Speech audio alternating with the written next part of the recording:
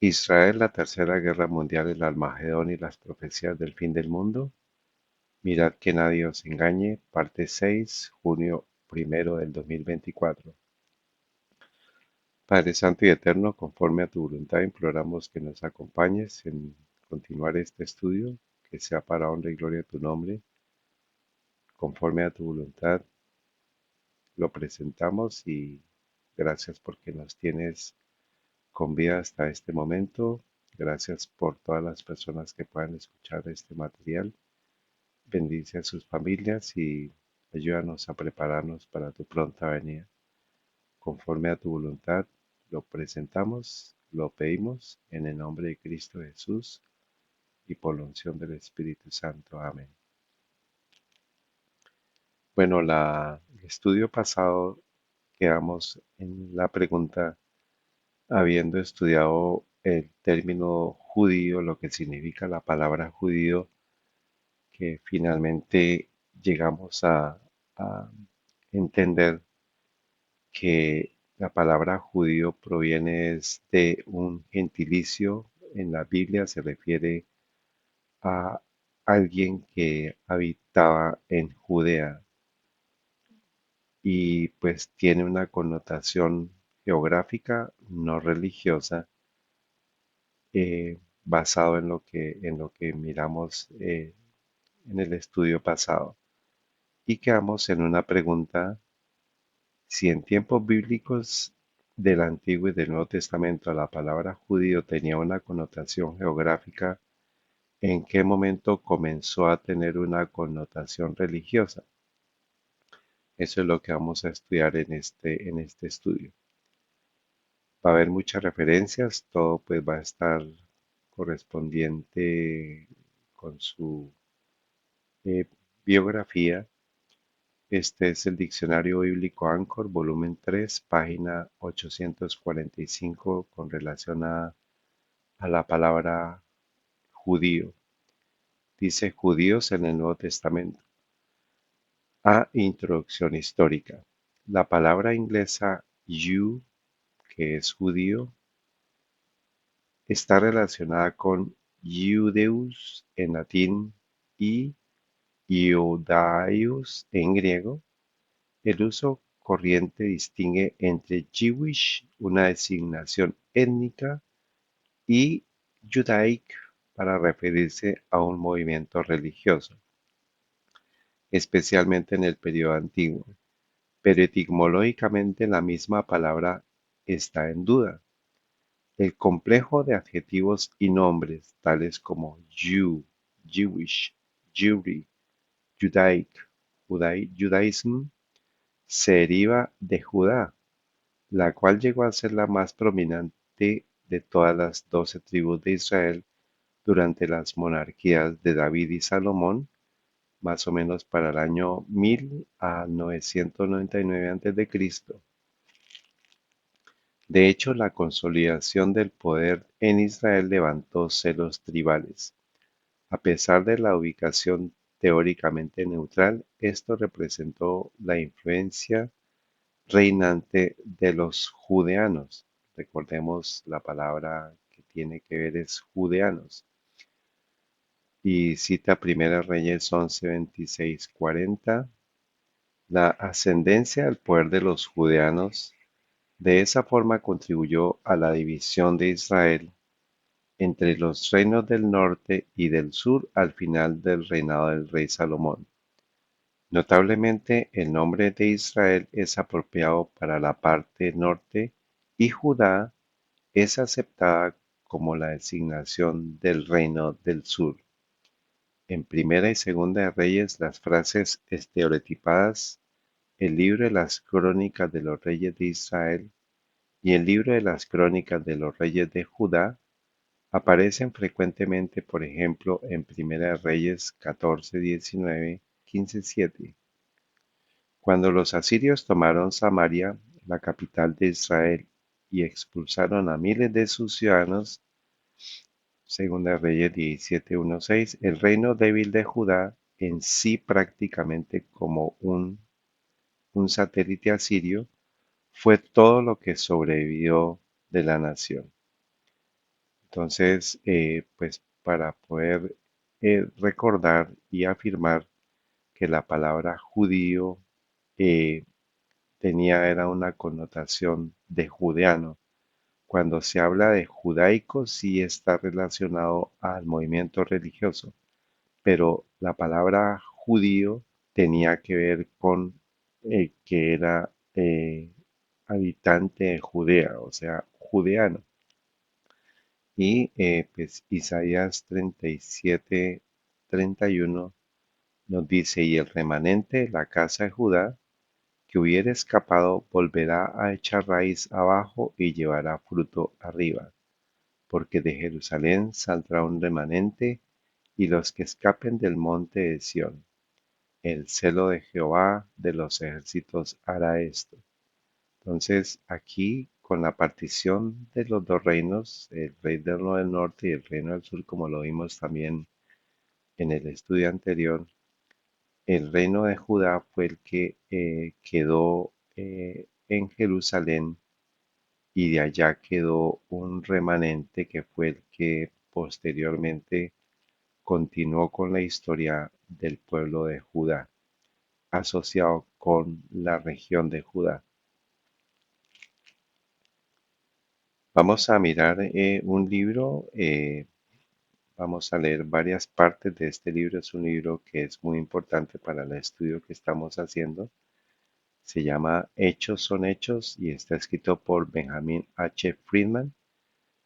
Hablaremos más adelante de la biografía de él y el libro está en la dirección en este enlace y aquí está el código QR para que lo pueda descargar. Entonces el libro se llama Hechos son hechos. Facts are facts. Dice lo siguiente. Inscritas en la cruz cuando Jesús fue crucificado fueron las palabras latinas Jesus Nazarenus Rex Judeorum, la lengua materna de Poncio Pilato. Nadie cuestionará el hecho de que Poncio Pilato era capaz de expresar con precisión sus propias ideas en su propia lengua materna. Las autoridades competentes para transmitir la traducción correcta al inglés del latín Jesus Nazarenus Rex Judeorum coinciden en que es Jesús de Nazaret, rey de los judeanos. Sobre esto no hay desacuerdo por ellos. Durante su vida aquí en la tierra, Jesús no fue considerado por Poncio Pilato ni por los judíos entre quienes él habitó como rey de los judíos. La inscripción en la cruz sobre la cual Jesús fue crucificado se ha traducido incorrectamente al inglés solamente desde el siglo XVIII. Poncio Pilato fue irónico y sarcástico cuando ordenó inscribir en la cruz las palabras latinas Jesus Nazarenus Rex Judeorum.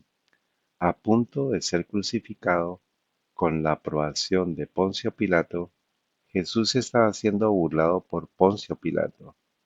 Poncio Pilato era muy consciente en ese momento que Jesús había sido denunciado, desafiado y negado por los judíos que desgraciadamente provocaron su crucifixión como es relatado por la historia. Entonces, para recordar, para reafirmar que la inscripción como se conoce actualmente judío como religión apenas es desde el siglo XVIII, porque cuando Poncio Pilato escribe Jesús, rey de los judeanos, es con referencia a un gentilicio, es con referencia a que eh, Jesús estaba siendo, como ellos lo dijeron, que él se quería proclamar rey de Judea, de los judeanos, pues Poncio Pilato lo hizo intencionalmente, precisamente porque ellos fueron los que le informaron, afirmaron que Jesús quería proclamarse rey de ellos. Entonces, sarcásticamente lo hizo Poncio Pilato. En el momento de la crucifixión de Jesús, Poncio Pilato era el administrador en Judea para el Imperio Romano. En esa época de la historia, el área del Imperio Romano incluía una parte de Oriente Medio, por lo que a él se refería oficialmente o personalmente. Para Poncio Pilato, los habitantes de Judea eran judeanos y no judíos, como se les llamó desde el siglo XVIII. En la época de Poncio Pilato, en la historia no había ningún grupo religioso, racial o nacional en Judea conocido como judío, ni había ningún grupo identificado en ningún otro lugar del mundo anterior a ese tiempo. En latín, en la vida de Jesús, el nombre de la subdivisión política en el Oriente Medio, conocido en la historia moderna como Palestina, era Judea. Fue entonces gobernada por Poncio Pilato como administrador para el Imperio Romano, del que era entonces una parte. El inglés para el latín Judea es Judea y Judean en inglés es el adjetivo para el sustantivo Judea. La antigua población nativa de la subdivisión en el Oriente Medio, conocida en la historia moderna como Palestina, se llamaba entonces Judeus, en latín Judean, y en latín Judeus y en inglés Judean. Esas palabras identificaron a la población nativa de Judea en la vida de Jesús. ¿Quién puede negar que Jesús fue miembro de la población nativa de Judea? Nadie, porque pues él habitó y él provenía de la descendencia de Judá que habitó en Judea. Y por supuesto, usted sabe, mi querido doctor Goldstein, en latín el plural genitivo de Judeus es Judeorum. La traducción inglesa del plural genitivo Judeorum es de los judíos. Es totalmente imposible dar otra traducción al inglés a Judeorum, que es de los judíos. Los teólogos y los historiadores calificados y competentes consideran increíble cualquier otra traducción al inglés de Jesus Nazareus Rex Judeorum que Jesús el Nazareno, gobernante de los judeanos. Usted debe estar de acuerdo en que esto es literalmente correcto. Al tiempo que Poncio Pilato ordenó que se escribiera Jesus Nazareus Rex Judeorum sobre la cruz, los líderes espirituales de Judea protestaron a Poncio Pilato: no escribir que Jesús era el gobernante de los judeanos, sino que escribiera en lugar que Jesús había dicho que era el gobernante de los judeanos. La reclamación no era que no había discusión sobre el término judeano, sino sobre que él se hacía el rey de los judíos, que él decía ser rey de los judíos, mientras que Poncio Pilato dijo es el rey de los judeanos. Los líderes espirituales de Judea hicieron una fuerte protesta a Poncio Pilato contra su referencia a Jesús como Rex Judeorum, insistiendo que Poncio Pilato no estaba familiarizado o malinterpretaba la posición de Jesús en Judea. Estas protestas son un asunto para registro histórico como es conocido. Después de todo, Poncio Pilato era un extranjero en Judea, quien no podía entender las situaciones locales como tampoco a los líderes espirituales. El intrincado patrón de las corrientes cruzadas en Judea de lo social, la política y economía doméstica le interesaba muy poco al administrador romano. No existe soporte con hechos en la historia o la teología actual para las implicaciones, injerencias y sugerencias que el término griego Judaios, en el latín Judeus o el inglés Judean haya poseído una connotación religiosa válida. En sus tres respectivos lenguajes, estas tres palabras han indicado solo una estricta connotación topográfica o geográfica. En su correcto sentido, estas tres palabras en sus respectivos lenguajes fueron usadas para identificar los miembros de una población nativa aborigen del área geográfica conocida como Judea en el tiempo de Jesús. Durante la vida de él, no hubo una forma de adoración religiosa practicada en Judea o en otro sitio en el mundo conocido, el cual pellizque un nombre incluso remotamente parecido al nombre de la subdivisión política del Imperio Romano, como por ejemplo judaísmo de Judea. Ningún culto o secta existía con tal nombre. Entonces, antes del siglo XVIII, todas las referencias históricas, todo lo que se tenía que ver con la palabra judío, tiene que ver con una connotación geográfica o topográfica. Nunca se habló de tema religioso. Sigue diciendo Benjamin Friedman, es un hecho incuestionable que la palabra judío no había existido hasta el año 1775. Aquí es importante recordar esta fecha que fue la época en la cual estaba Lorenzo Ricci como director de los jesuitas, y pues eso es algo para poder estudiar más adelante. Antes de 1775 la palabra judío no existía en ninguna lengua. La palabra judío fue introducida en el inglés por primera vez en el siglo XVIII, cuando Sheridan la usó en su juego Los Rivales. Y dice en ese libro, en esa referencia, ella debería tener una piel como momia y la barba de un judío. Antes de ese uso de la palabra judío en el lenguaje inglés por Sheridan en 1775, la palabra judío no era una palabra en la lengua inglesa. Shakespeare nunca vio la palabra judío como usted lo podrá ver.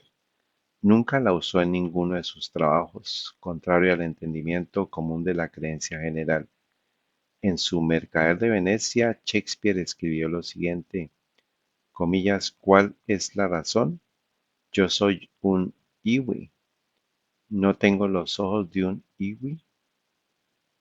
En la edición latina de San Jerome de la Vulgata Latina del Nuevo Testamento del siglo IV, se refiere a Jesús en el plural genitivo Judeus, en la referencia de la inscripción de la cruz del Evangelio de Juan como Judeorum.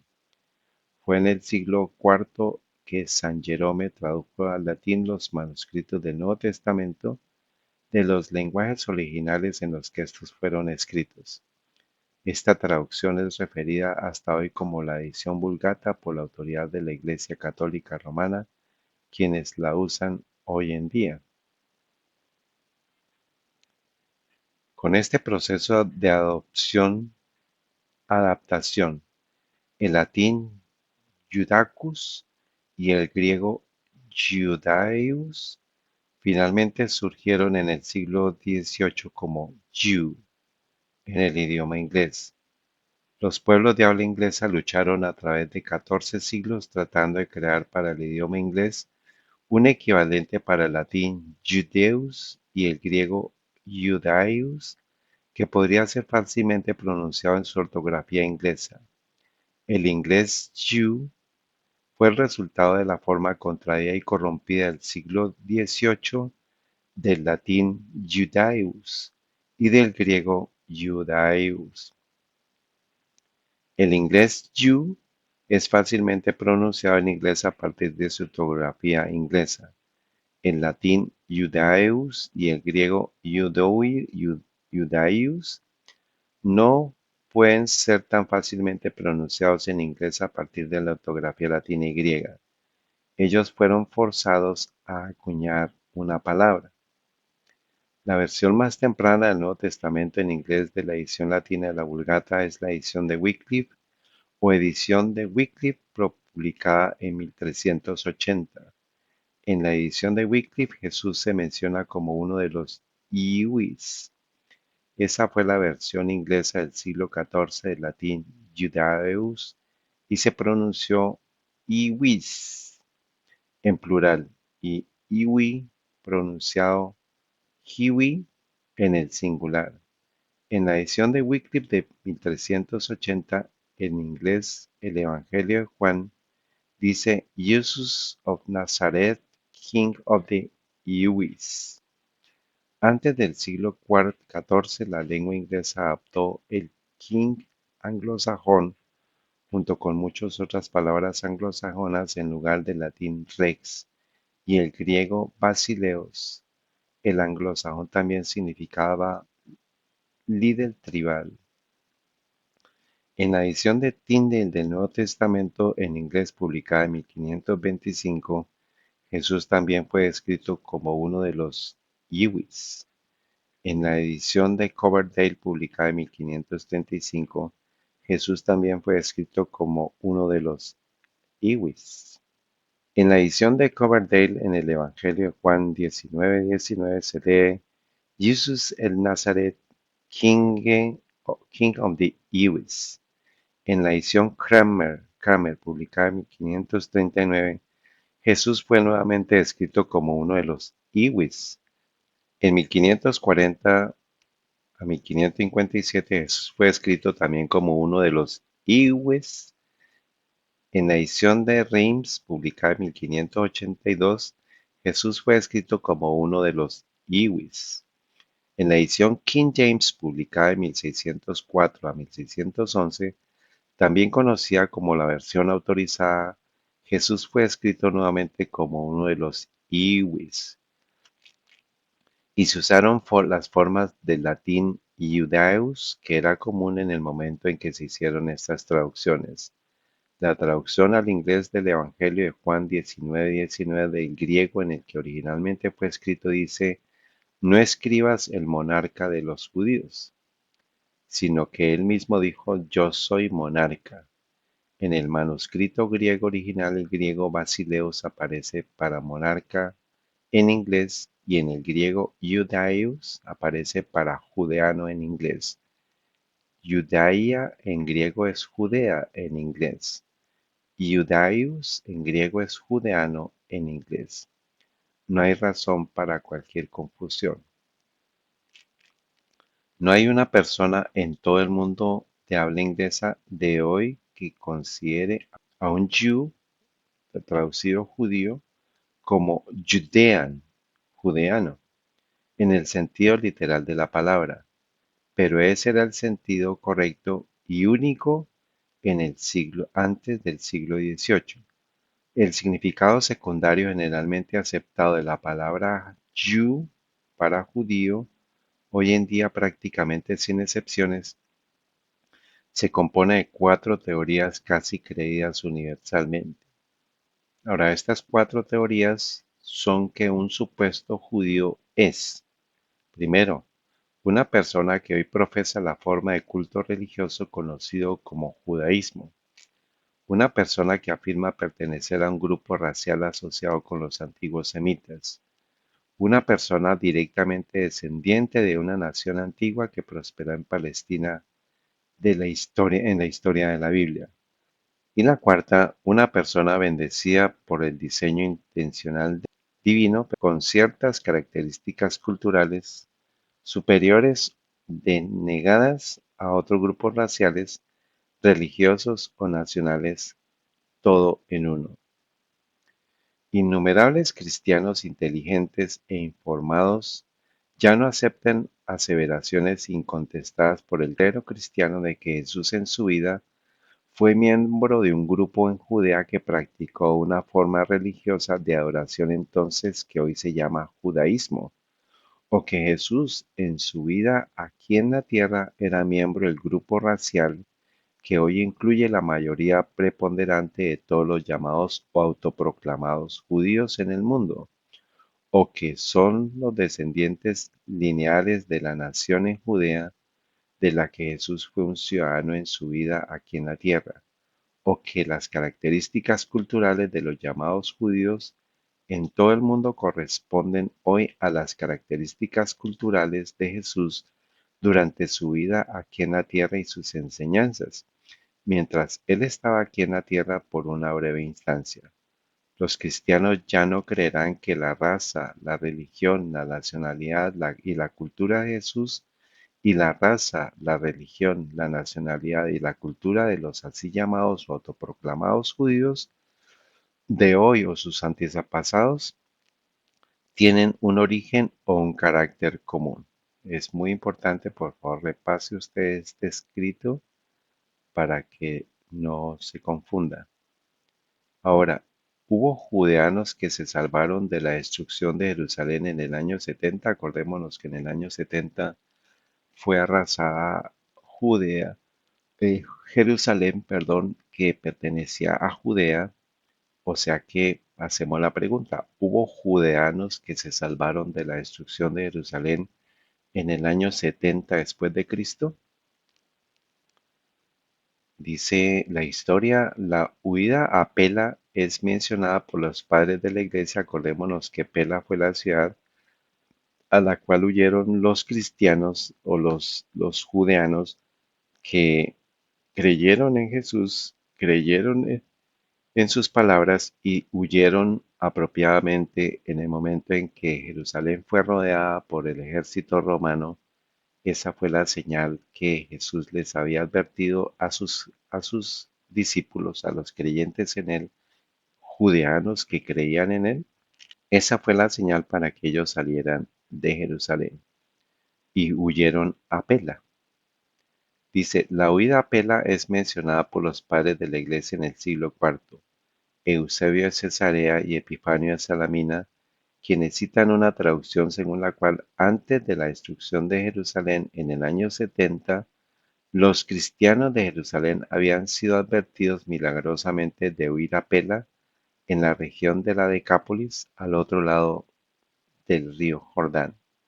A partir de ahí comenzó después del éxodo de Jerusalén, cuando todos los discípulos se fueron a vivir a Pela, porque Cristo les había dicho que abandonaran Jerusalén y se fueran, ya que sufriría un asedio. Debido a este consejo, vivieron en Perea después de haberse mudado a ese lugar, como dije, Epifanio de Salamina, y están las páginas. Dice la escritora, la historiadora norteamericana Elena G. White, dice en el libro La Gran Controversia, página 29, ni un solo cristiano pereció en la destrucción de Jerusalén. Cristo había prevenido a sus discípulos y todos los que creyeron sus palabras esperaron atentamente las señales prometidas. Entonces, aquí vemos que vamos a llamar a los judeanos que habitaron en Judea en el momento de Jesús, después de Jesús en el año 70, los vamos a denominar judeanos creyentes en Cristo.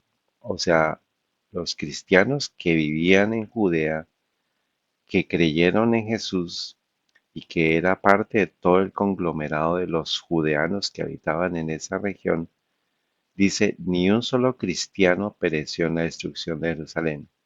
A ellos los vamos a llamar, digamos, deberían llamarse correctamente judeano creyente en Cristo, porque habitaban la región de Judea. Sus palabras esperaron atentamente las señales prometidas. Cuando viereis a Jerusalén cercada de ejércitos, había dicho Jesús, sabed entonces que su destrucción ha llegado. Entonces los que estuvieren en Judea, y aclara Judea, huyan a los montes, y los que en medio de ella, váyanse. Lucas 21, 20 y 21. Después de que los soldados romanos al mando del general Cestio Galo hubieron rodeado la ciudad, abandonaron de pronto el sitio de una manera inesperada, y eso cuando todo parecía favorecer un asalto inmediato. Perdía ya la esperanza de poder resistir el ataque. Los sitiados estaban a punto de rendirse, cuando el general romano retiró sus fuerzas sin motivo aparente para ello. Empero la previsora misericordia de Dios había dispuesto los acontecimientos para bien de los suyos. Ya estaba dada la señal a los cristianos, aquí para recordar que el general Cestio Galo se retira porque recibe la orden para ir a Roma para protegerla porque iba a haber un cambio de emperador y Vespasiano es el que toma el título de emperador.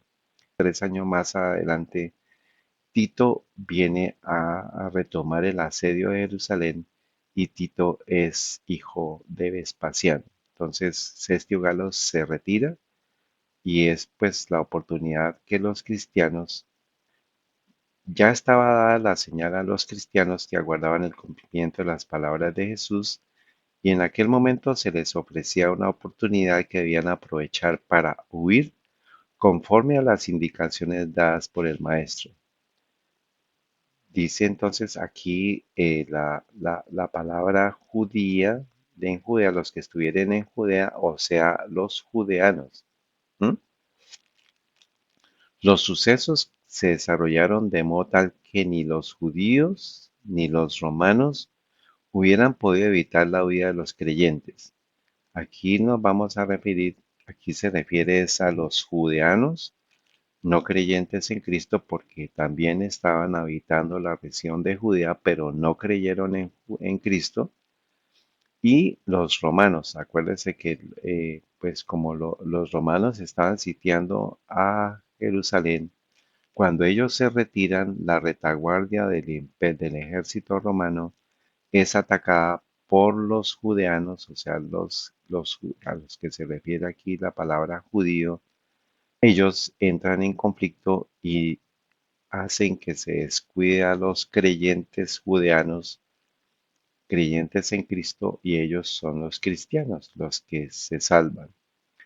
Habiéndose retirado Cestio, los judíos, o sea, los que son eh, judeanos no creyentes en Cristo, los judíos hicieron una salida para perseguirle y entre tanto que ambas fuerzas estaban así empeñadas, los cristianos pudieron salir de la ciudad aprovechando las circunstancias de estar los alrededores totalmente despejados de enemigos que hubieran podido cerrarles el paso. En la época del sitio, los judíos habían acudido numerosos a Jerusalén para celebrar la fiesta de los tabernáculos. Y así fue como los cristianos esparcidos por todo el país pudieron escapar sin dificultad.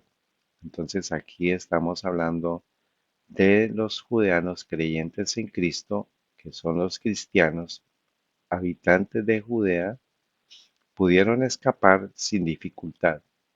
Inmediatamente se encaminaron hacia un lugar seguro, la ciudad de Pela, en tierra de Perea, allende del Jordán. Entonces, los habitantes de Judea, unos eran creyentes en Cristo y por eso se denominan cristianos, y los que no creyeron en Jesús, pues son los judeanos no creyentes en Cristo. Y estos, los que se salvaron fueron los judeanos creyentes en Cristo y los que perecieron o fueron llevados como esclavos, pues fueron los judeanos no creyentes en Cristo. Si los judeanos cristianos se salvaron, ¿qué judeanos perecieron?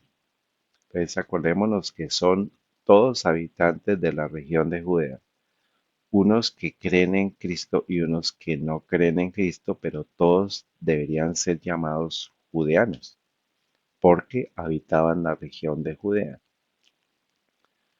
Mateo 27:24, y viendo Pilato que nada adelantaba, antes se hacía más alboroto, tomó agua y se lavó las manos delante del pueblo, diciendo, Inocente soy de la sangre de este justo, vedlo vosotros. Y respondiendo todo el pueblo dijo, Su sangre sea sobre nosotros y sobre nuestros hijos. Entonces le soltó a Barrabás y habiendo azotado a Jesús, le entregó para ser crucificado. Entonces aquí vamos a ver que el pueblo que estaba habitando en el tiempo de Jesús, todo era Judea, pero había unos que comenzaron a creer en Jesús y otros que no. Y el pueblo que era el que estaba reclamando la sangre, que crucificaran a Jesús, pues son los judeanos no creyentes en Cristo.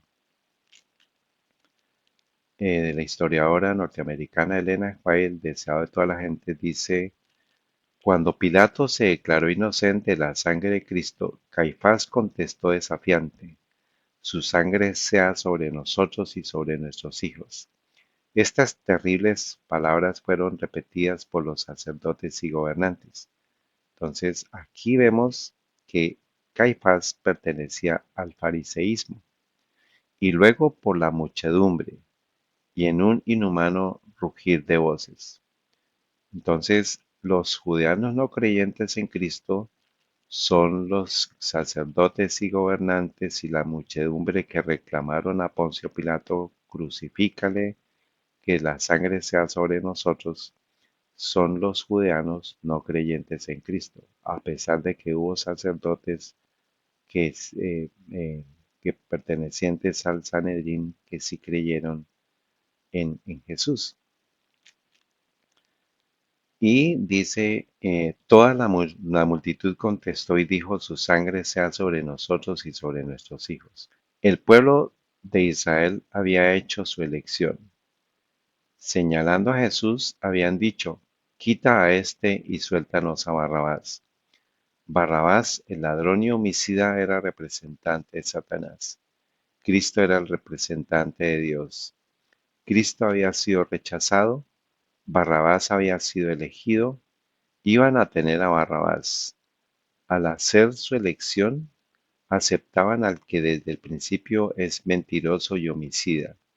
Satanás era su dirigente. Como nación, o sea, como judeanos, iban a cumplir sus dictados, iban a hacer sus obras, tendrían que soportar su gobierno. El pueblo que eligió a Barrabás en lugar de Cristo iba a sentir la crueldad de Barrabás mientras durase el tiempo. Acordémonos que después de que Jesús resucita, hay muchos judeanos que creen, que aceptan a Jesús como Salvador y son judeanos creyentes en Cristo. Ahora, Caifás, los sacerdotes, gobernantes, la muchedumbre que lo negó, son judeanos no creyentes en Cristo. En el sitio y en la mortandad que le siguió perecieron más de 1 millón de judíos. ¿Y cuáles fueron los judíos que murieron? Pues los judeanos no creyentes en Cristo. Los que sobrevivieron fueron llevados cautivos, vendidos como esclavos, conducidos a Roma para enaltecer el triunfo del conquistador, arrojados a las fieras del circo o desterrados y esparcidos por toda la tierra. Mirando al herido Cordero de Dios, los judíos, o sea, los judíos no creyentes en Cristo, habían clamado: su sangre sea sobre nosotros y sobre nuestros hijos. Este espantoso clamor ascendió al trono de Dios. Esa sentencia que pronunciaron sobre sí mismos fue escrita en el cielo. Esa oración fue oída. La sangre del Hijo de Dios fue como una maldición perpetua sobre sus hijos y los hijos de sus hijos. Esto se cumplió en forma espantosa en la destrucción de Jerusalén y durante 18 siglos en la condición de la nación judía, o sea, los habitantes de Judea, que fue como un sarmiento cortado de la vid, una rama muerta y estéril, destinada a ser juntada y quemada, de país en país, a través del mundo, de siglo a siglo, muertos, muertos en delitos y pecados. En el libro La decimotercera tribu de Arthur Koestler, 1976, apéndice 4, este libro lo vamos a estudiar más adelante. Aquí está el enlace y el código QR. Dice: después de la destrucción de Jerusalén, los judíos dejaron de tener un idioma y una cultura secular propia. Aquí se refiere a habitantes de Judea. Por favor, recuerde eso. Y repito, después de la destrucción de Jerusalén, los judíos dejaron de tener un idioma y una cultura secular propia. El hebreo como lengua vernácula se dio al arameo antes del comienzo de la era cristiana. Los eruditos y poetas judíos en España escribieron en árabe, y otros más tarde en alemán, polaco, ruso, inglés y francés. Ciertas comunidades judías desarrollaron sus propios dialectos como el yiddish y el latino, pero ninguno de estos produjo obras comparables a la impresionante contribución judía a la literatura alemana, austrohúngara o americana. La actividad literaria principal específicamente judía de la diáspora era teológica. Sin embargo, el Talmud, la Cábala y los voluminosos tomos de la exégesis bíblica son prácticamente desconocidos para el público judío contemporáneo, aunque para repetirlo una vez más, son las únicas reliquias de una tradición específicamente judía, si ese término tiene un significado concreto. Durante los últimos 2 milenios, en otras palabras, lo que salió de la diáspora o bien no es específicamente judío o no forma parte de una tradición viva. Los logros filosóficos, científicos y artísticos de los judíos individuales consisten en contribuciones a la cultura de sus naciones anfitrionas. No representan una herencia cultural común ni un cuerpo autónomo de tradiciones. Y es importante recordar que después de que es destruida Jerusalén en el año 70, los judeanos habitantes de Judea que sobrevivieron fueron esparcidos, llevados por esclavos, fueron llevados a Roma y fueron muertos en el Coliseo romano para que fueran despedazados también por las fieras.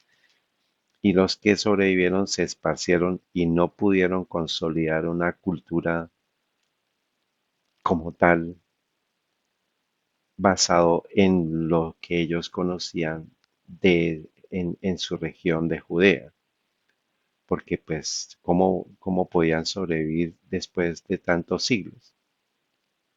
Entonces, quiero repetir esto. En otras palabras, lo que salió de la diáspora, o sea, de la dispersión que hubo en el año 70, o bien no es específicamente judío, y esto lo escribe un autor judío, un creyente judío, o sea, creyente en el judaísmo, eso lo escribe él. Dice, en otras palabras, lo que salió de la diáspora o bien no es específicamente judío o no forma parte de una tradición viva. Los logros filosóficos, científicos y artísticos de los judíos individuales consisten en contribuciones a la cultura de las naciones anfitrionas. Entonces, una persona que cree en el judaísmo, que por ejemplo está en Francia y hace una contribución, pues lo está haciendo a partir de la nación que lo recibe. No representan una herencia cultural común ni un cuerpo autónomo de tradiciones. Dice la escritora norteamericana El deseo a todas las gentes, otra vez, mientras escuchaban sus palabras, los nazarenos fueron movidos por el Espíritu Divino, pero tampoco entonces quisieron admitir que ese hombre, refiriéndose a Jesús, que se había criado entre ellos, era mayor que ellos o diferente. Todavía sentían el amargo recuerdo de que mientras aseveraba ser el prometido, les había negado un lugar con Israel, porque les había demostrado que eran menos dignos del favor de Dios que una mujer y un hombre paganos. Por ello, aunque se preguntaban de dónde tiene esta sabiduría y estas maravillas, no le quisieron recibir como el Cristo divino. Por causa de su incredulidad, el Salvador no pudo hacer muchos milagros entre ellos. Tan solo algunos corazones fueron abiertos a su bendición y con pesar se apartó para no volver nunca. La incredulidad, una vez albergada, continuó dominando a los hombres de Nazaret. Así dominó al Sanedrín y la nación. Para los sacerdotes y la gente, el primer rechazamiento de la demostración del Espíritu Santo fue el principio del fin. A fin de demostrar que su primera resistencia era correcta, continuaron desde entonces cavilando en las palabras de Cristo. Su rechazamiento del Espíritu culminó en la cruz del Calvario, en la destrucción de su ciudad y en la dispersión de la nación a los vientos del cielo. Estos son los judeanos no creyentes en Cristo.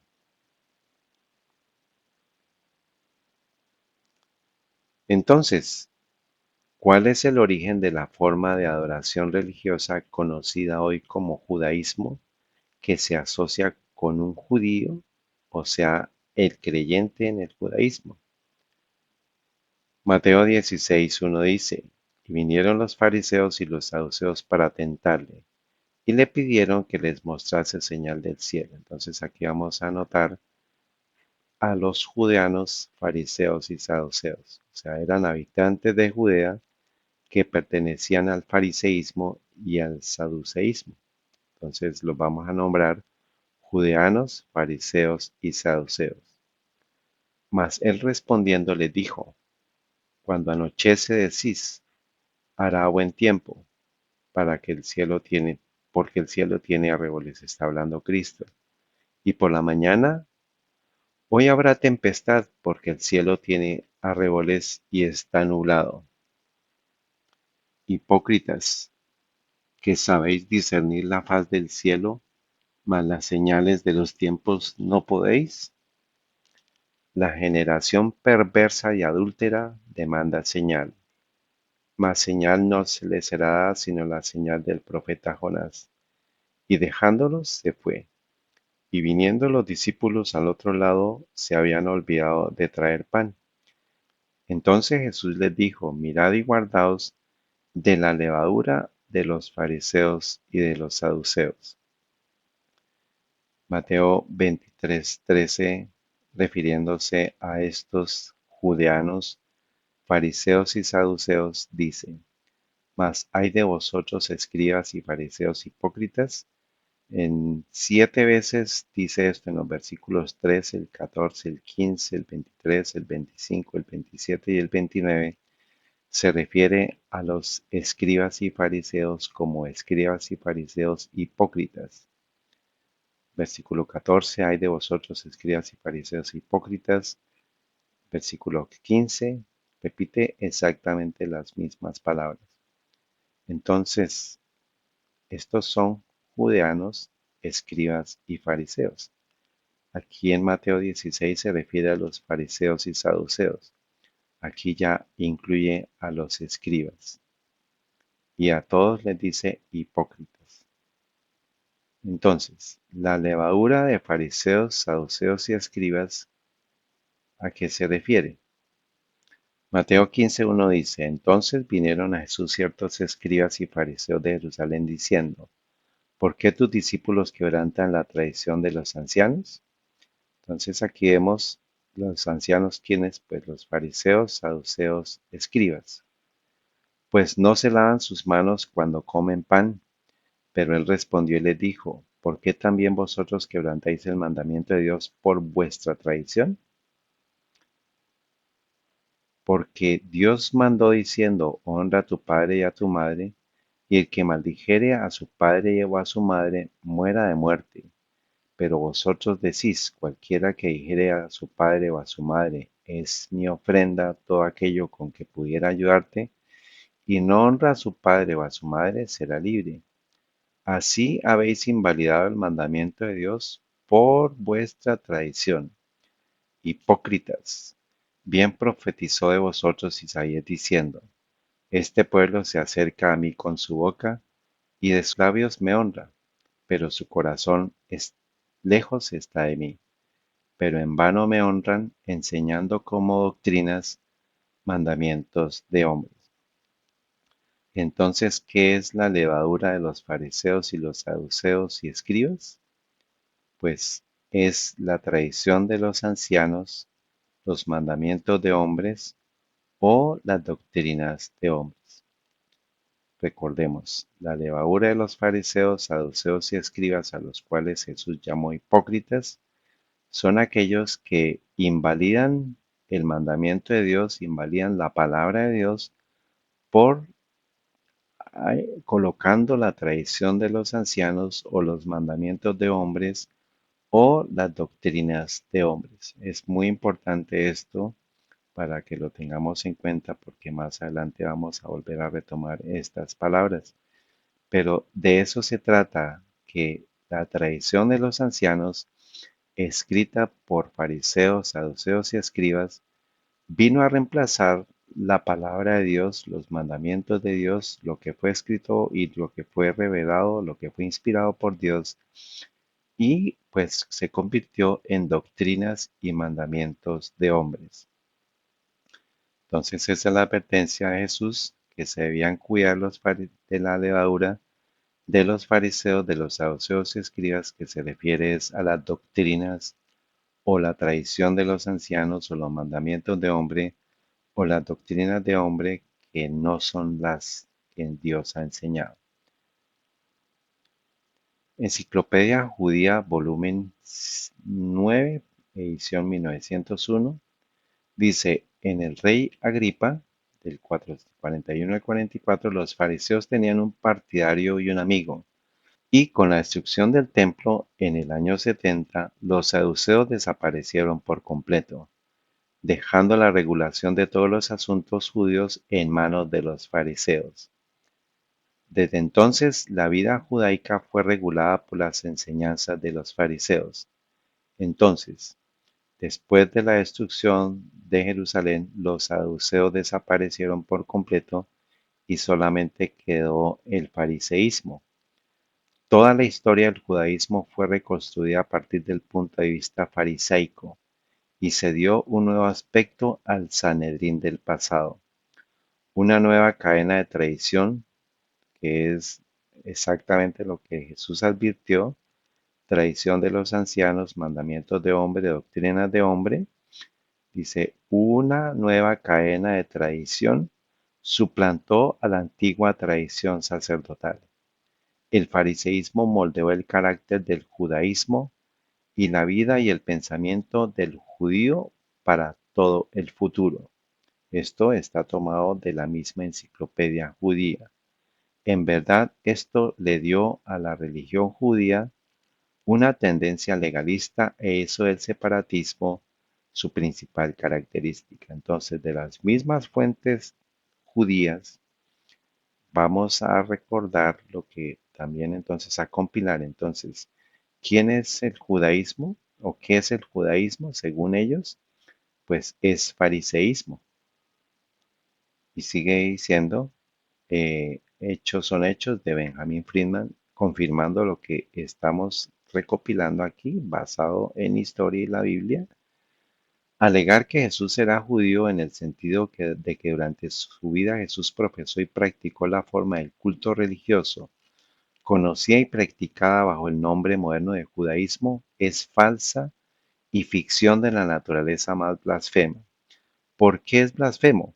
Porque Jesús estaba criticando al fariseísmo y no podía ser él un perteneciente al judaísmo que era basado en la tradición de los ancianos, los mandamientos de hombre y doctrinas, porque pues si no eso lo convertía también a él en un fariseo. ¿Cómo él podía referirse a los fariseos como hipócritas si él mismo estaba siguiendo esa doctrina de los fariseos? No tiene sentido, por eso es que dice, es un tema, esto es una blasfemia. Si para ser judío supuesto o autodenominado entonces o ahora la práctica del judaísmo era un requisito, entonces Jesús ciertamente no era un supuesto judío. Jesús aborrecía y denunciaba la forma de culto religioso practicado en Judea en su vida y que es conocida y practicado hoy bajo su nombre, su nuevo nombre de judaísmo. Esa creencia religiosa es que se conocía entonces como fariseísmo.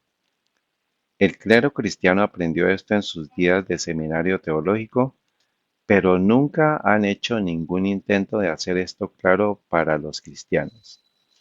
El eminente rabino Louis Finkelstein, el jefe del Seminario Teológico Judío de América, a menudo referido como el Vaticano del Judaísmo, en su prólogo a su primera edición de su clásico mundialmente famoso Los fariseos, el trasfondo sociológico de su fe en la página 29 declara: judaísmo, fariseísmo se convirtió en talmudismo.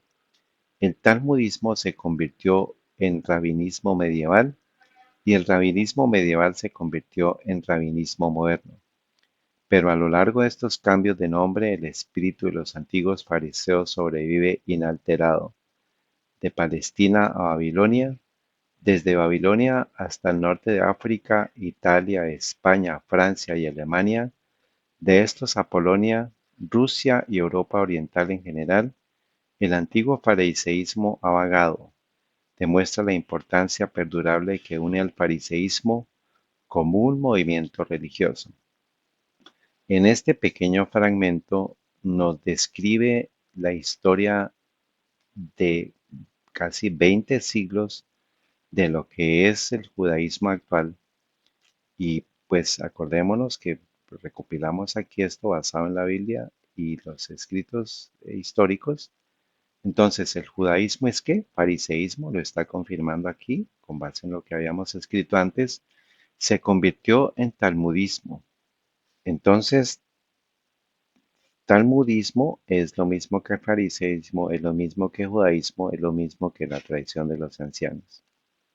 Y posteriormente se denominó, se transformó al rabinismo medieval y el rabinismo medieval es el mismo rabinismo moderno que es lo que está actualmente.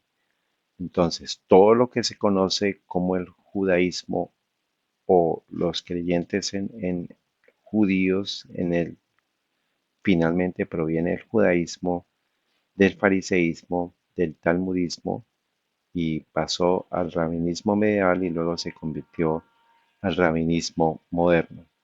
El célebre rabino Louis Frank Finkelstein, en su gran clásico citado arriba, traza el origen de la forma de culto religioso practicado hoy bajo el nombre actual de judaísmo a su origen como fariseísmo en Judea en tiempos de Jesús. El rabino Louis Finkelstein confirma lo que el eminente rabino Adolfo Moisés declara en su gran clásico, aquí está el nombre, Yavismo y otros discursos en colaboración con el célebre rabino H. G. Enlow, publicado en 1903 por la sección de Louisville del Consejo de Mujeres Judías, en la cual el rabino Adolfo Moisés en la página 1 afirma: entre los innumerables desgracias que han sucedido, la más fatal en sus consecuencias es el nombre judaísmo, pero aún los judíos mismos poco a poco han llegado a llamar a su religión judaísmo. Sin embargo, ni lo bíblico ni posbíblico, ni en lo talmúdico, ni en épocas mucho más tardías, judaísmo es el término que jamás se haya oído. La Biblia habla de la religión como Torah Yahvé, la instrucción o la ley moral revelada por Yahvé. En otros lugares como Yirat Yahvé, el temor y la reverencia de Yahvé. Estas y otras denominaciones continuaron por muchas edades sosteniendo la religión. Para distinguirla del cristianismo y del islam, los filósofos judíos la designaron a veces como la fe o la creencia de los judíos. Fue Flavio Josefo, escribiendo para la instrucción de griegos y romanos, quien acuñó el término judaísmo a fin de enfrentarlo contra el helenismo. Entonces sigue fortaleciéndose toda la historia detrás del judaísmo, que finalmente es fariseísmo, es talmudismo, no está basado en la Torá, sino está basado en la tradición de los ancianos, que finalmente se convierte en mandamientos de hombres y es doctrina de hombres. Por helenismo se entendía la civilización que comprendía el lenguaje, la poesía, la religión, el arte, la ciencia, las costumbres, las instituciones que se habían extendido desde Grecia, su hogar original, sobre vastas regiones de Europa, Asia y África. Los cristianos se apoderaron del nombre con entusiasmo. Los judíos mismos, que detestaron intensamente al traidor Josefo, se abstuvieron de leer sus obras. Por lo tanto, el término judaísmo acuñado por Josefo, permaneció desconocido por completo para ellos. Fue solo en un periodo de tiempo comparativamente reciente, después que los judíos se familiarizaron con la literatura cristiana moderna, que empezaron a nombrar su religión como judaísmo. El rabino Morris N. Herzl escribió un artículo muy revelador y comprensivo con el título ¿Qué es un judío?, que fue publicado como un artículo destacado en la revista Look en la edición del 17 de junio de 1952. En ese artículo, el rabino Morris N. Herzl evaluó la significancia del Talmud para el judaísmo de hoy. En ese tratado de iluminación sobre ese importante tema, para la autoridad más cualificada en ese momento, el rabino Morris N. Herzl declaró: el Talmud consiste en 63 libros de escrituras legales, éticas e históricas de los antiguos rabinos, editados 5 siglos después del nacimiento de Jesús. Recordemos, el Talmud fue escrito o recopilado 5 siglos después del nacimiento de Jesús. Eso es más o menos para el año 500 después de Cristo. Es un compendio de ley y tradición. Es el código legal que forma la base del derecho religioso judío y es el libro de texto utilizado en el entrenamiento de rabinos.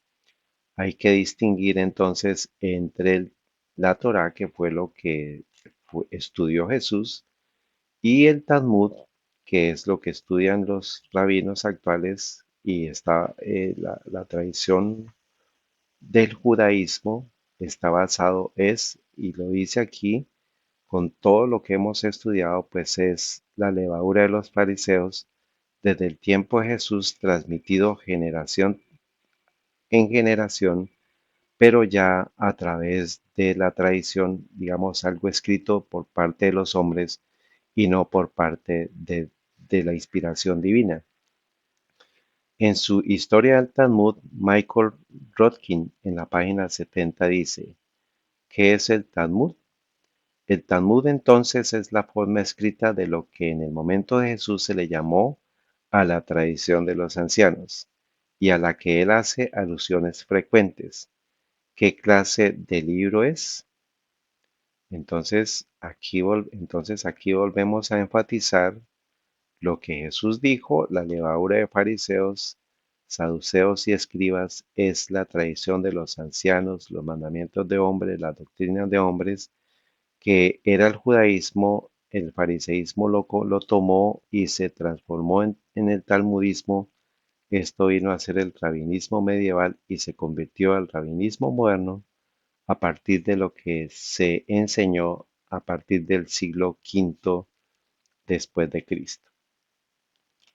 En el año 1935, la jerarquía internacional de los así llamados autoproclamados judíos por primera vez en la historia publicó una traducción oficial e integral del Talmud, completo en inglés con notas de pie de página completas.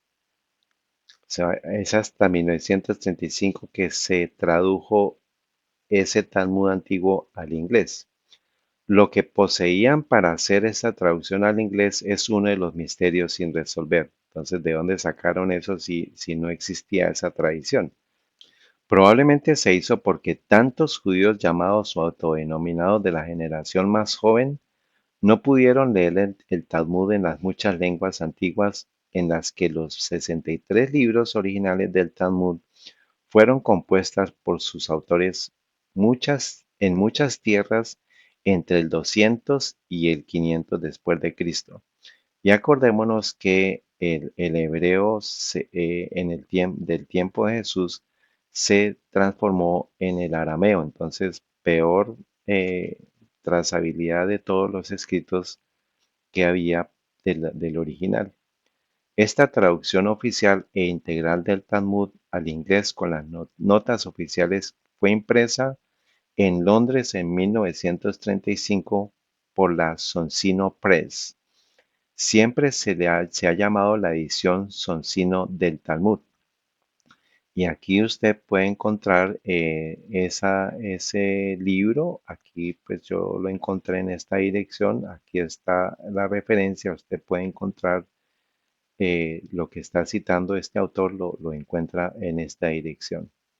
Se imprimió un número muy limitado de la edición de Sonsino. No se pusieron a disposición de ningún comprador. La edición Sonsino del Talmud se encuentra en la Biblioteca del Congreso y en la Librería Pública de Nueva York. Y de allá es de donde yo tomé pues ese libro. Está en la Librería del Congreso de los Estados Unidos. También enseña a los cristianos lo que el Talmud tiene que decir acerca de Jesús, acerca de los cristianos y sobre la fe cristiana. Por efecto de tiempo no lo profundizamos, pero pues el que quiera lo puede consultar. Algún día esto está destinado a retroceder el fuego. Los cristianos desafiarán algún día la afirmación que el Talmud es el tipo de libro del que Jesús supuestamente dibujó las enseñanzas que le permitieron revolucionar el mundo sobre temas morales y religiosos. El ruido ya se escucha en algunos lugares y este estudio hace parte de esa labor de decir lo que está escrito en la Biblia, lo que dijo Jesús y desenmascarar lo que el Talmud dice. El judío moderno es fruto del Talmud. Para el cristiano promedio, la palabra Talmud es solo otra palabra asociada por ellos con la forma de culto religioso practicada en sus sinagogas por los así llamados o autoproclamados judíos. Muchos cristianos nunca han oído hablar del Talmud. Muy pocos cristianos están informados sobre el contenido del Talmud. Algunos pueden creer que el Talmud es una parte integral del culto religioso conocido por ellos como judaísmo. Este sugiere una especie de libro de texto bíblico o religioso. Está clasificado como un manual espiritual. Pero, por lo demás, pocos cristianos, si es que ninguno, tienen una comprensión de los contenidos del Talmud y lo que significa en la vida cotidiana de los así llamados o autoproclamados judíos. Antes de dejar el Talmud como mi tema, me gustaría referirme al análisis más auténtico del Talmud que jamás se haya escrito. Usted debería obtener una copia de ella y leerla. Usted será ampliamente recompensado por su problema en encontrar una copia del mismo. Puedo asegurárselo doblemente. El nombre del libro es el Talmud. Fue escrito hace un siglo en francés por Arsène Dormestester. En 1897 fue traducido al inglés por la celebrada Henrietta Solz y publicado por la Sociedad Publicadora Judía de América en Filadelfia. Henrietta Solz fue una excelente educadora y sionista, y una de las más notables y admirables de los llamados o autodenominados judíos de este siglo. La traducción de Henrietta Solz del Talmud de Arsène Dormesteter es un clásico. Nunca entenderá el Talmud hasta que lo haya leído. Citaré con moderación. Y esto es lo que dice ella. Con base en ese libro, usted puede encontrar ese libro eh, en esta dirección, también en la Librería del Congreso de los Estados Unidos. Y este autor, Hechos son Hechos, está citando a esta autora.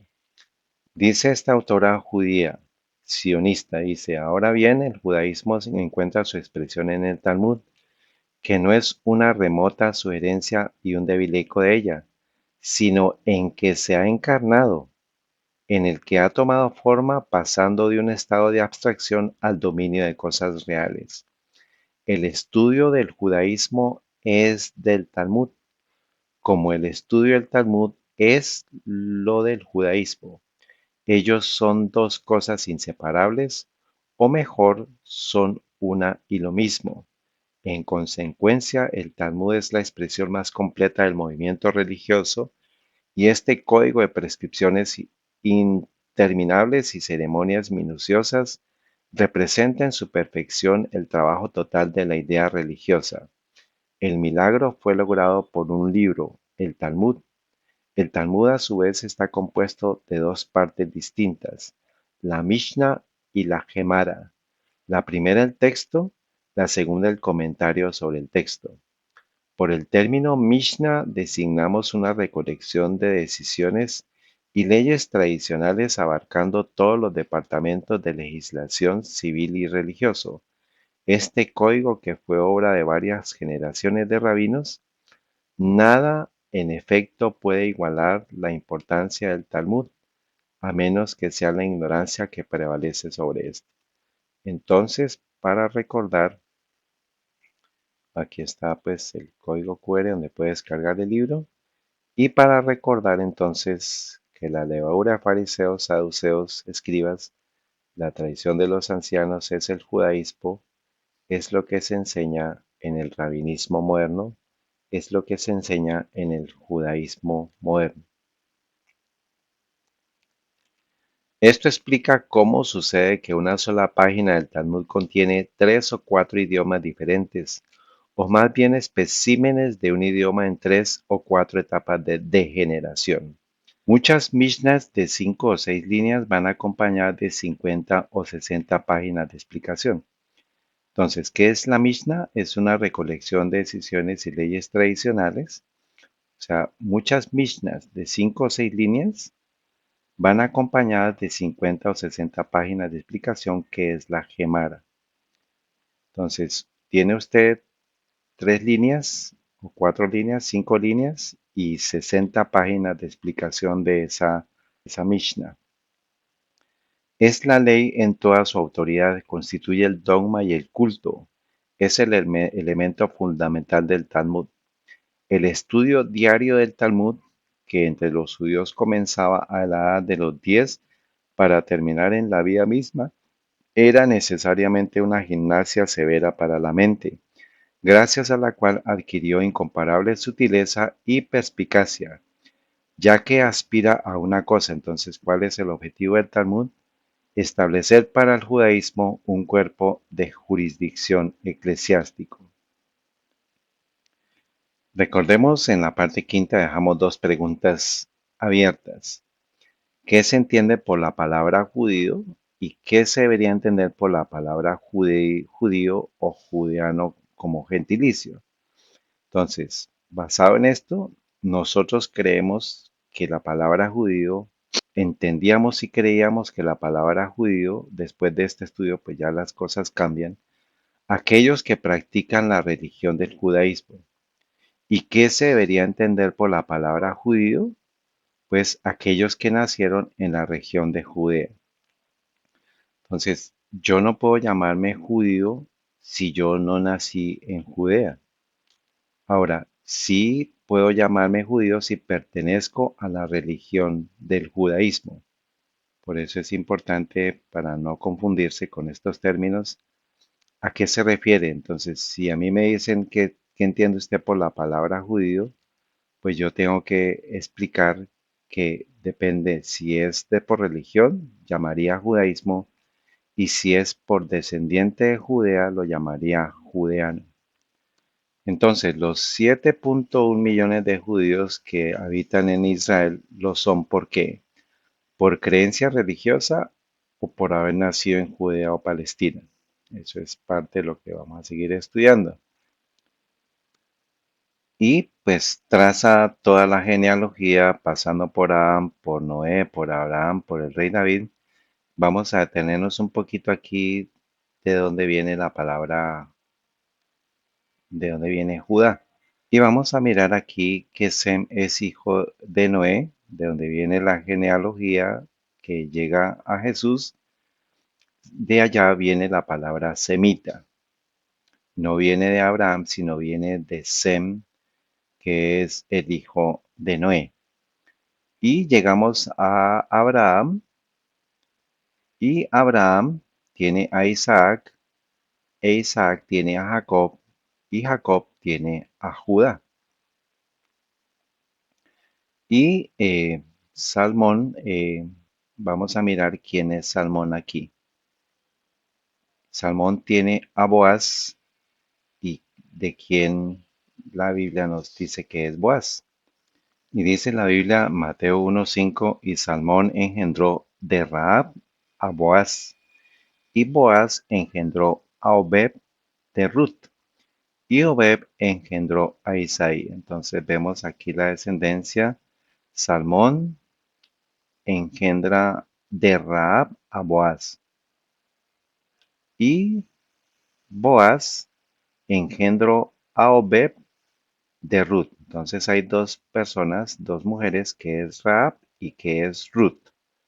Vamos a mirar Josué 6:17 dice, mas la ciudad será anatema a Jehová, ella con todas las cosas que están en ellas escritas, eso está hablando de Jericó.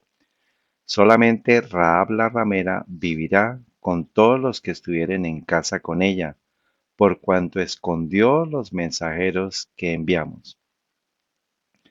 Y ahora Boaz aparece en Ruth 1:22. Así volvió Noemí y con ella a su nuera Ruth la Moabita, la cual venía de los campos de Moab, y llegaron a Belén en el principio de la siega de las cebadas. Entonces, de la descendencia de David, que finalmente es la descendencia hacia Cristo, viene Rahab, que es una ramera que es de Jericó, y viene Ruth, que era moabita. ¿Cuál es el origen racial de Abraham, de cuya descendencia vendría el Mesías? Génesis 1:26. Y vivió Taré 70 años y engendró a Abraham, a Nacor y a Harán. Estas son las generaciones de Taré. Taré engendró a Abraham, a Nacor y a Harán, y Harán engendró a Lot. Y murió Harán antes de que su padre Taré en la tierra de su nacimiento, en Ur de los Caldeos. Entonces Abraham era de Ur de los Caldeos, era un caldeo, era un babilónico. Y Abraham y Nacor tomaron esposas para sí. El nombre de la esposa de Abraham era Sarai, y el nombre de la esposa de Nacor Milca, hija de Harán, padre de Milca y de Isca. Entonces aquí tenemos este mapa en la cual nos dice, esta es los viajes de Abraham. Él sale de Ur de los Caldeos y ahorita vamos a mirar cómo continúa la historia. Aquí arranca la historia. Esta es la región de Babilonia. Era Ur de los Caldeos. Génesis 15:5. Y le llevó fuera y dijo, mira ahora los cielos y cuenta las estrellas si las puedes contar.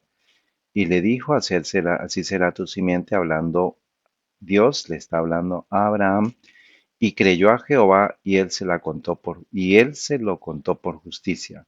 Y le dijo, yo soy Jehová, que te saqué de Ur de los Caldeos para darte a heredar esta tierra.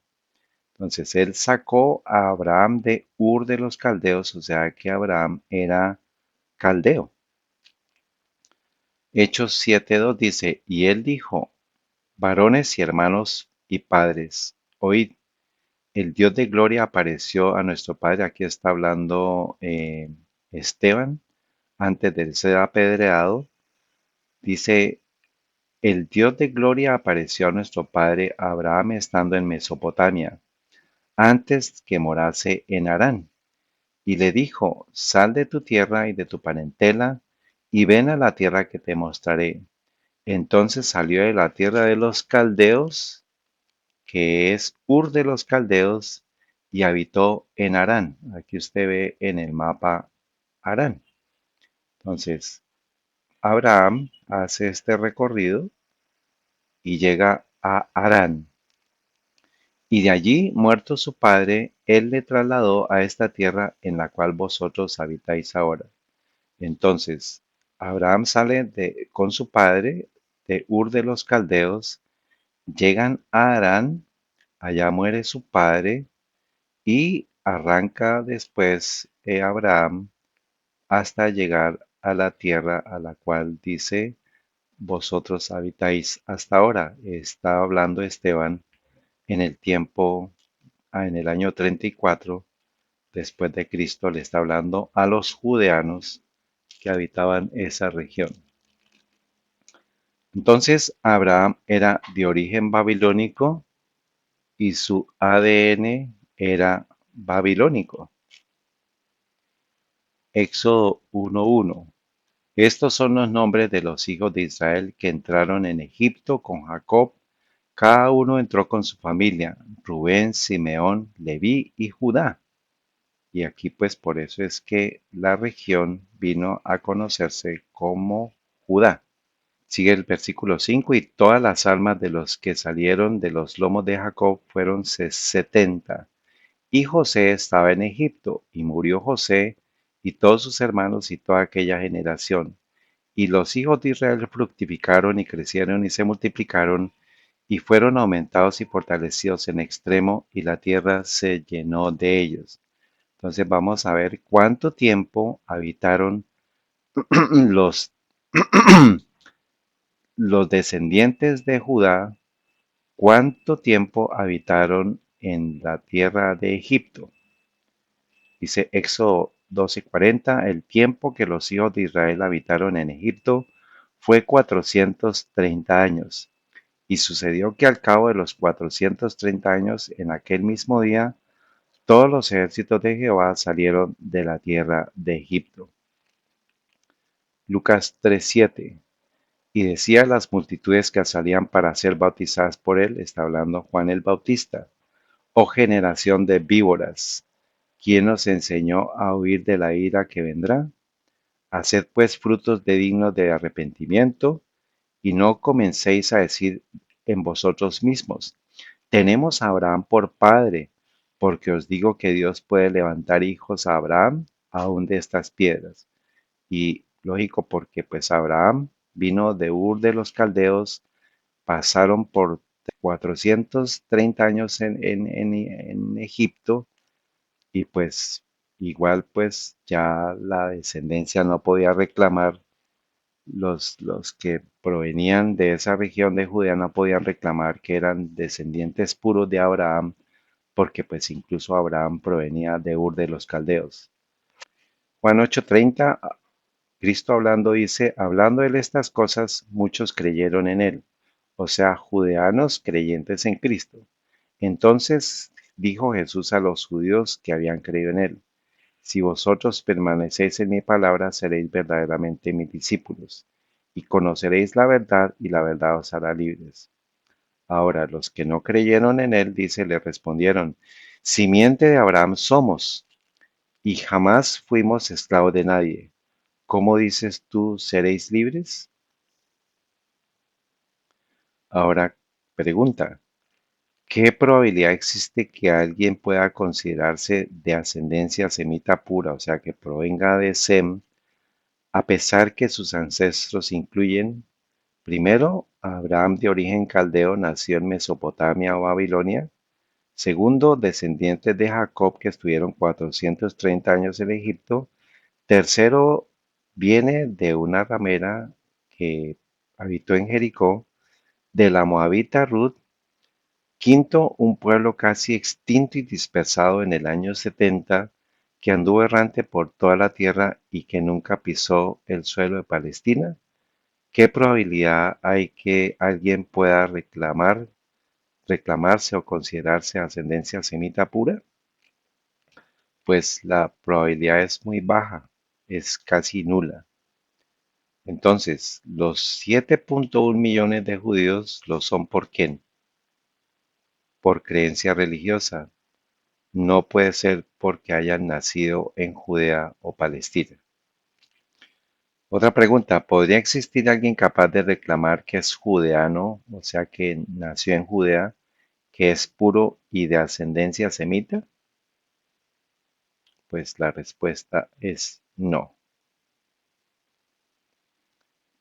Otra pregunta: ¿tiene algún sentido culpar a alguien de antisemita? La respuesta pues es no. Si semita no puede ser reclamado como alguien de ascendencia semita, o sea, que proviene de Sem, ¿cómo puedo yo ser culpado o cómo puede ser alguien catalogado de antisemita? Pues no puede existir esa probabilidad. Ahora, la probabilidad es nula, como vimos, de que alguien pueda reclamar considerarse de ascendencia pura semita. Sin embargo, para aclarar el asunto, hay hipótesis que afirman que sí se preservó la pura la raza y hay hipótesis que afirman que no se preservó pura la raza. Entonces, ¿podría la genética y el ADN ayudarnos a seleccionar la hipótesis correcta? ¿Cuál hipótesis es la correcta? ¿Aquellos que afirman que sí se preservó pura la raza y aquellos que no se preservó pura la raza? Pues la respuesta debe estar en la genética si se considera alguien que es descendiente, cuya ascendencia viene de Sem, pues miremos, vamos a ver a qué, cuál es la hipótesis correcta. Y esta historia continuará. Padre Santo y Eterno, te damos gracias por la oportunidad que nos permite de concluir este estudio. Sabemos que no es una información fácil, pero en tu misericordia, en tu favor, suplicamos que sea puesta en el rompecabezas de forma adecuada para que no seamos confundidos, para que no seamos engañados. Suplicamos que bendigas a todos los que estudien este tiempo, que tomen este estudio para considerarlo dentro de todo su estudio, dentro de toda su creencia, para no ser engañados por el enemigo. Lo suplicamos en el nombre de Cristo Jesús y por la unción del Espíritu Santo. Amén.